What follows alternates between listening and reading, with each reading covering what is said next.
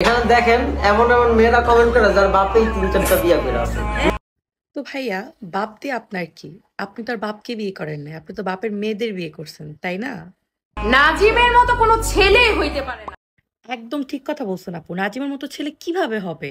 Because নাজিমের মতো তো অন্য ছেলেরা বউয়ের বান্ধবীর সাথে প্রেম করে বউকে ডিভোর্স দিয়ে তারপর আবার রিভিল করে যে সে সেবা করেছে, দ্যাটস মিন সে মেয়েটার জীবন বাঁচিয়েছে, তাই না? ওর মতো ছেলে হতেই পারে না। এতটা সুইট আর এতটা ঠান্ডা মেজাজের একটা ছেলে। কেমন সুইট আপু? টাঙ্গাইলের চমচমের মতো সুইট নাকি তার থেকেও বেশি? কোনটা? এর থেকে বছরে বছরে বিয়ে করা অনেক ভালো। কি যেইখানে মেয়েরা তার জামাইয়ের মুখে 4টা বিয়ে করবে এই কথা শুনলেই খেপে যায়, সেইখানে আপনি বলছেন বছরে বছরে বিয়ে করা ভালো? আপনি একটা কেন থেমে আছেন? সরি, আপনার হাজবেন্ড কেন থেমে আছে? নাজিম, নাজিম একটা কথা বলি, এই যে আমরা বাইরে গেলাম, কত মানুষ তোমাদের সাথে ছবি তুলতে আসলো। এখন কথা হচ্ছে যদি ছবি তুলতে আসছে তাহলে গালি গালি দেয় কে? এখনো বুঝেন নাই কারা ছবি তুলে আর কারা গালি দেয়? যারা ছবি তুলে তারাই নিজের আইডিতে গিয়ে পোস্ট করে, তাদের মেনশন দিয়ে দিয়ে গালি দেয়। বুঝতে পারছেন আপু? শুরু আপনার থেকে। শুরু কিন্তু আমার থেকে। এক মিনিট, আপনার থেকে কি শুরু? আপনি কি তাদের উকিলমা হয়েছিলেন নাকি? দেখে তো তাই মনে হচ্ছে। আপনাদের কাছে এত এই নাজিম আমি হেড জামাই লাগা পড়ে গিয়ে করবো। এমন কোনো সাংবাদিক নাই, চ্যানেল নাই যে ও মা, তারা তো এখন বাংলাদেশের টপ সেলিব্রিটি। তাদের মতো এরকম কাজ তো কেউ করতে পারে নাই। এত সুন্নতের কাজ, হালাল কাজ তারা করেছে, যার কারণে সাংবাদিকরা, প্রত্যেক চ্যানেলের রিপোর্টাররা তাদের পিছু পিছু ঘুরছে। শুরু আপনার থেকে। শুরু কিন্তু আমার থেকে। কি শুরু আপু? উকিলমা হয়েছিলেন বলেই দেন। এত কিছু করে কি লাভ হইতেছে ভাই? দিন শেষে আমরা এগুলো মাথায় নেই না ভাই, আমাদের চোখের সামনে পড়লেও আমরা ইগনোর করে চলে যাই। তুমি কিভাবে মাথায় নিবা বোন? কিভাবে? তোমার মতো বেহায়া, নির্লজ্জ, শরম ছাড়া মেয়ে তো বাংলাদেশে নাই। সরি, বাংলাদেশে নাই, পৃথিবীতে নাই। যার এত কিছু হওয়ার পরেও সে কোনো কিছু গায়ে লাগায় না, মাথায় নেয় না। দেখেন আপনি এমন মেয়ে আছে যারা প্রতিদিন 2টা ছেলের সাথে ঘুরে। একদম 2টা না, 10টা তোমার সাথেই বসে আছে। একটু চোখটা ঘুরে দেখো। শুরু আপনার থেকে। শুরু কিন্তু আমার থেকে। 8-10টা পরে আছে যাদের আমি শিগুলি দিচ্ছি। হ্যাঁ, তোমাদের ছাড়া তো অচল এখন বাংলাদেশ। বাংলাদেশে যত কন্টেন্ট ক্রিয়েটাররা আছে তোমাদের ছাড়া তো অচল সবাই, তাই না? যেমন এই আপুটা তোমাকে নিয়েছে, উনি কিন্তু ক্লিয়ার করে দিয়েছে জাস্ট ফর বিজনেস। উনি বিজনেসের থ্রুতে তোমাকে নিয়েছে, বাট বিজনেস পর্যন্ত জিনিসটা ঠিক ছিল।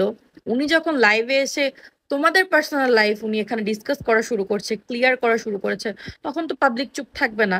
অবভিয়াসলি পাবলিক কথা বলবেই, তাই না?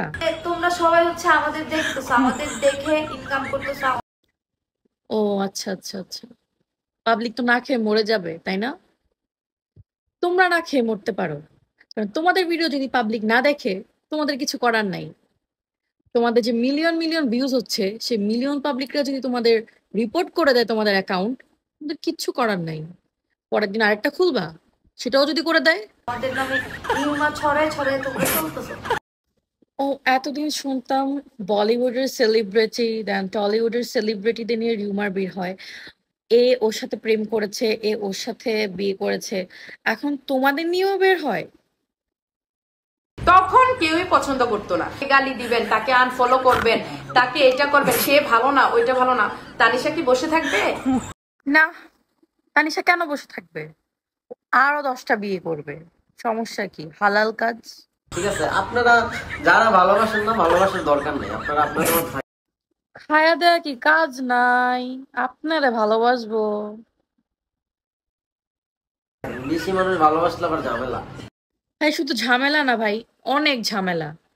একটা নেশারা নিয়ে আপনি ভিডিও করেন, এটাই পাবলিক পছন্দ করে না। 2 নাম্বার, 3 নাম্বার, 4 নাম্বার, 5 নাম্বার নিয়ে করলে পাবলিক।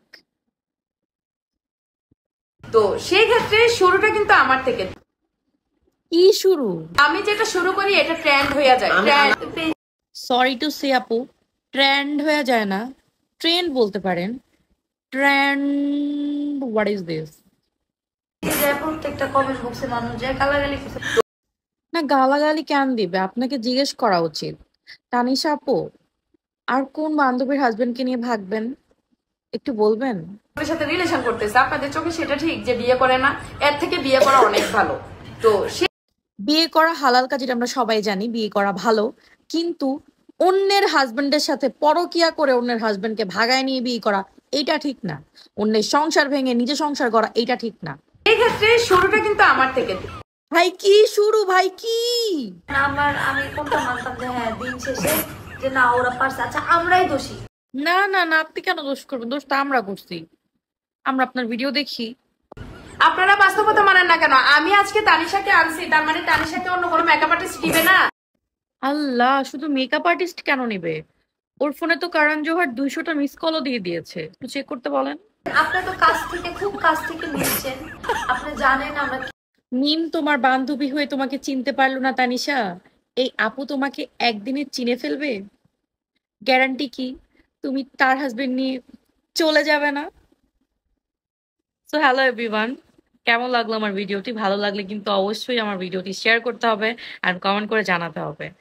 আর এই টপিক নিয়ে কথা বলার একটাই রিজন, বিকজ এই টপিকটা রিসেন্টলি খুবই নেটের মধ্যে চলছে। অ্যান্ড এর থেকে বড় কথা হচ্ছে আমার নিজের সহ্য হচ্ছে না। কিছু ভাইরাল, আমি কখনো কোনো বিষয় নিয়ে কথা বলি নাই, বাট এই যে বিষয়টা, এটা কিন্তু সবারই খারাপ লাগছে।